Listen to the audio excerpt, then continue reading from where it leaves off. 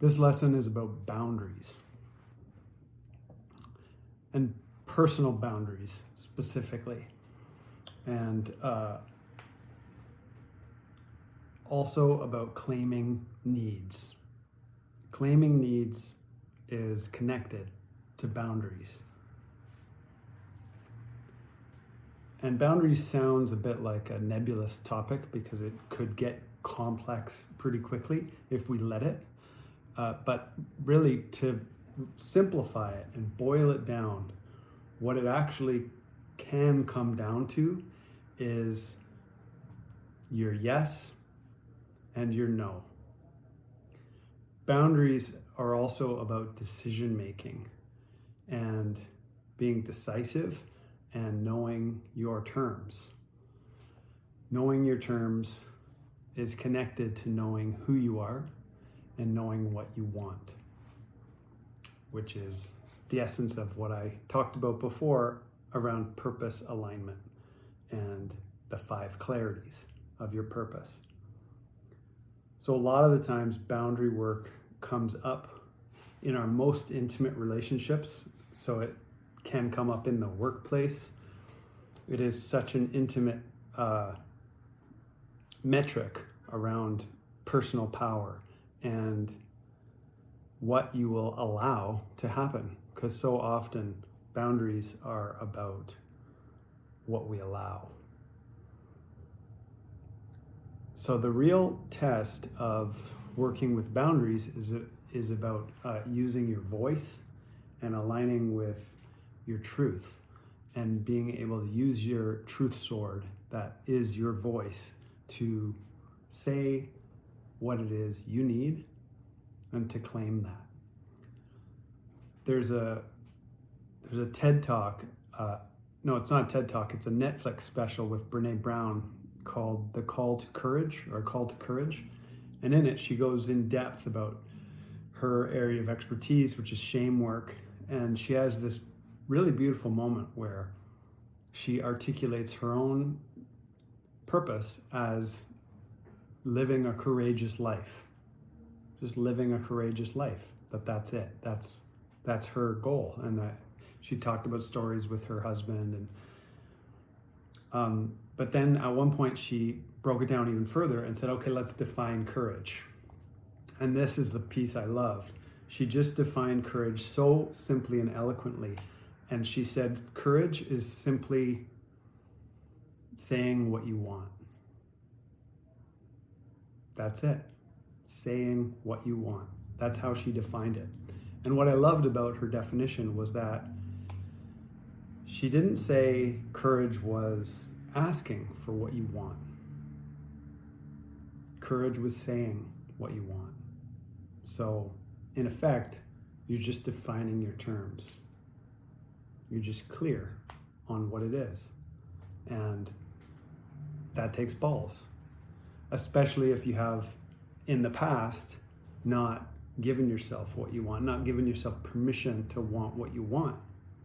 And I'm here to remind you that you deserve what you desire.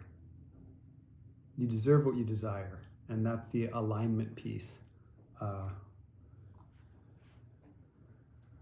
And so part of growing into having better skill with boundaries is being able to communicate well and confidently in relationship what it is you want.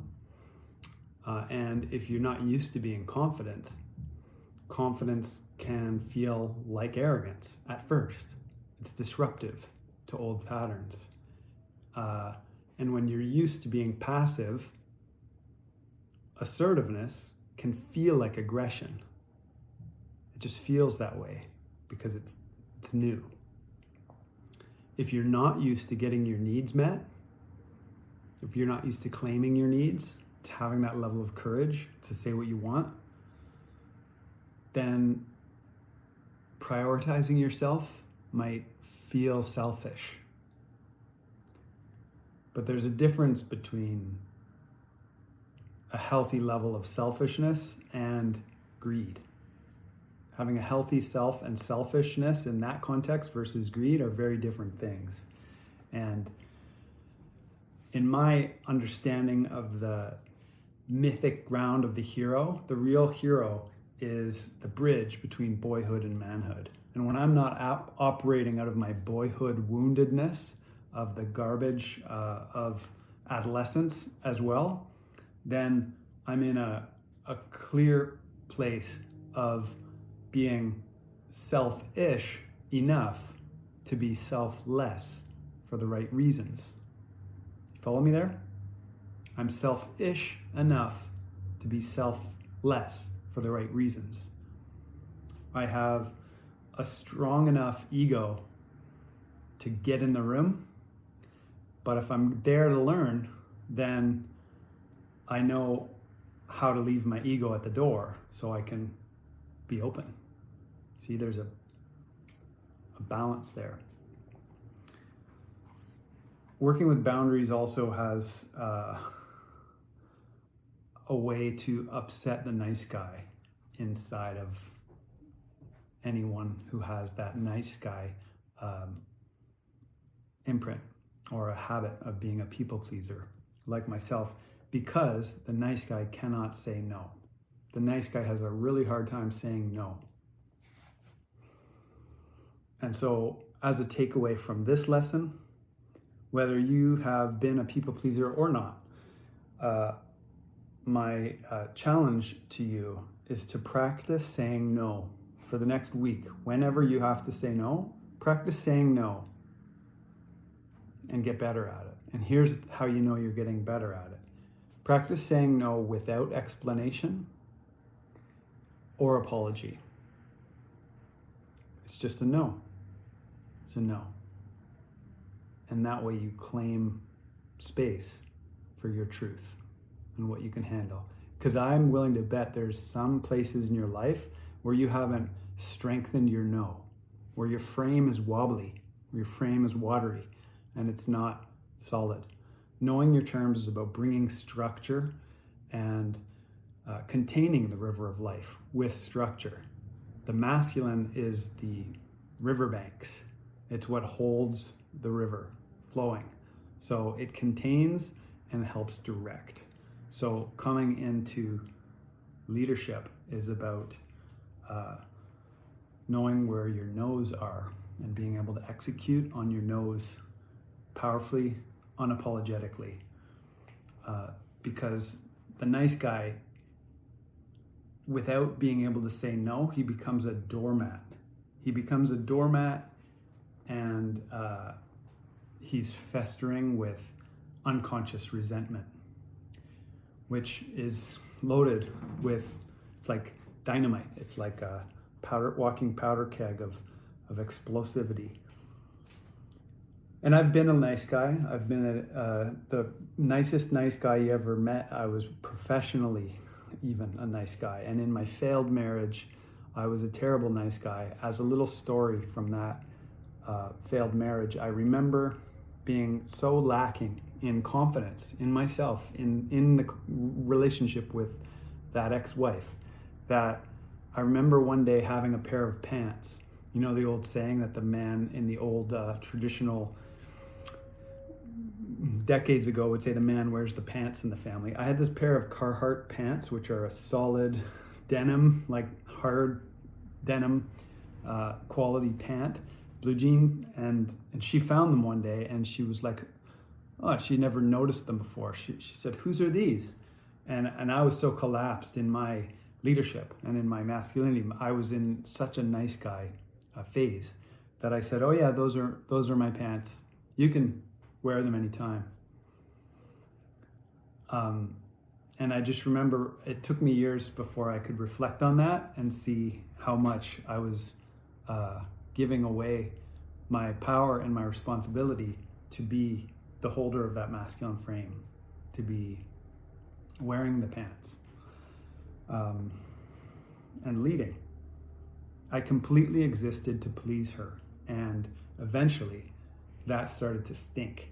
And in my practice coaching men, what I say is that as a man, your purpose has to come before your relationship. And when you're anchored in your purpose, like you have a staff in the ground and that is your purpose, it gives you the clarity of knowing your terms, and it actually makes you more magnetic and more attractive to the woman in your life too, because you know who you are and you know the limits of what you're able to be with, and it actually makes you more attractive, both to women and to other men, because you're anchored in your own axis and in your own gravity. It can be uncomfortable at first to move beyond your comfort zone if you're not used to asserting that terms with confidence. And what is confidence anyway? What is it based on? Confidence comes from evidence. Confidence comes from evidence of our past success. So here's a takeaway for you is I want you to take your journal and start to build a stack of your personal assets that is a list of past accomplishments where you've been awesome or done something awesome, something that you're truly proud of in a way that's a healthy pride, something where it's really who you are showing up in an awesome way, and start to build resilience, build a resource, which is the evidence of how awesome you are. And from that comes the confidence and self-esteem to find your no without apology or explanation. Because what is self-esteem other than the joy of being myself and the ability to radiate that joy and to share it in all the realms that you have influence in, to celebrate your contribution of who you are and the gift of your life. So that's a little bit about boundaries and claiming needs. And there's an old tension, they say, between wants and needs. And this is a false dichotomy. I just want to break this dichotomy apart. The false dichotomy is that, oh, you don't get what you want, you get what you need. Or, you've heard some combination thereof. Or playing with those two terms. I want to discard both of those terms for the moment and say you don't get what you want and you don't get what you need. You actually get what you allow. You get what you allow. And the other thing is, one of the teachings inside of this work is that we cannot get to our real yes, our capital S yes, our full fuck yes, until we find our no. You can't get to your purpose until you close the door on what's not your purpose. They kind of go together. So with that, I want to encourage you to be more decisive in knowing what you want and giving yourself permission to deserve what you desire. Because desire creates a raging bonfire of success when it becomes what it is that you're leading with, what you're creating with. So hang in there. When you build your personal frame this way, inside of this conversation of knowing who you are and knowing your boundaries of what you're okay with and what you're not okay with, what it does is it actually creates a stronger frame in every other relationship in your life, in professional relationships, in your romantic relationship, in your family, in raising kids, or being the lifelong learner that you are, and designing the lifestyle of your dreams requires you have that solidity inside of you so that you can say no to all the things that insult your soul and say yes to your full fuck yes. So hang in there, stay with it. I'm proud of you. You're doing awesome. See you in the next lesson.